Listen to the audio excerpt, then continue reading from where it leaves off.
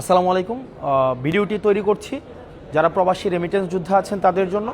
ব্যক্তিগতভাবে আমি প্রবাসীদের সাথে রিলেট করতে পারি, কারণ আমার বাবা দীর্ঘ 22 বছর বিদেশে ছিলেন।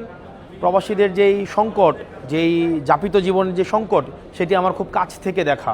আমরা শুনেছি যে সারাদিন কষ্ট করা শেষে দেশের অর্থনৈতিক চাকাকে সচল রাখার জন্য প্রবাসীরা একটা রুমে এসে বা যখনই বন্ধুবান্ধবের সাথে দেখা হয়, দিন শেষে আলোচনার টপিক কিন্তু বাংলাদেশই থাকে। যে পৃথিবীর যে প্রান্তেই থাকুক না কেন, আলোচনার টপিক কিন্তু বাংলাদেশের সংকট আপনাদেরকে আমরা জানি তাড়িত করে, বাংলাদেশের সম্ভাবনা আপনাদেরকে আনন্দিত করে। আপনারা দীর্ঘ 50 বছরের বেশি সময় বাংলাদেশ 71 পরবর্তী সময়ে আপনারা দেশের অর্থনীতির চাকাকে সচল রাখার জন্য আপনারা হাড় ভাঙা পরিশ্রম করে গেলেও আমরা দেখেছি যে ক্ষমতায় কারা যাবে সেটি নির্ধারণে কখনোই আপনাদের ভূমিকা ছিল না। আপনারা কখনোই ভোটাধিকার প্রয়োগ করতে পারেনি। হাসিনা তো এমনিই যারা দেশে ছিল তাদেরও ভোটাধিকার দেয়নি, আর যারা বিদেশে ছিল তাদের তো প্রশ্নই আসে না। কারা সংসদে প্রতিনিধিত্ব করবে, কারা ক্ষমতা কাঠামোতে অংশগ্রহণ করবে, সেটি নির্ধারণেও আমাদের এই প্রবাসী রেমিটেন্স যোদ্ধাদের সক্রিয় ভূমিকা থাকা উচিত।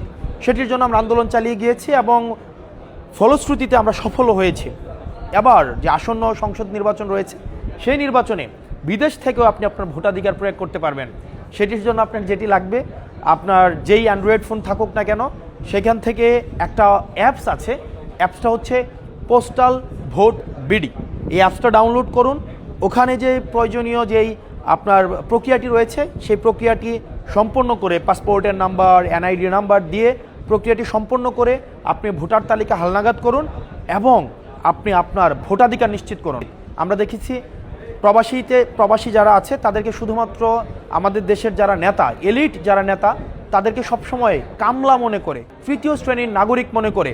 কিন্তু আমরা এই জায়গা থেকে আমরা পরিত্রাণ চাই। আমরা চাই প্রবাসী ভাই বোন যারা রয়েছেন, আপনারাও ক্ষমতায় কারা যাবে, কারা দেশ চালাবে, সেটিও আপনারা নির্ধারণ করবেন। পৃথিবীর যে প্রান্তেই বাংলাদেশের মানুষ আপনারা যারা আছেন, আমরা চাই আগামী সংসদ নির্বাচনে আপনারা আপনাদের ভোটাধিকার প্রয়োগ করুন।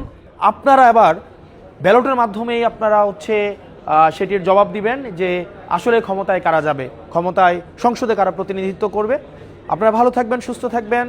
আপনারা আগামী নির্বাচনে অবশ্যই ভোটাধিকার প্রয়োগ করবেন। সালামু আলাইকুম।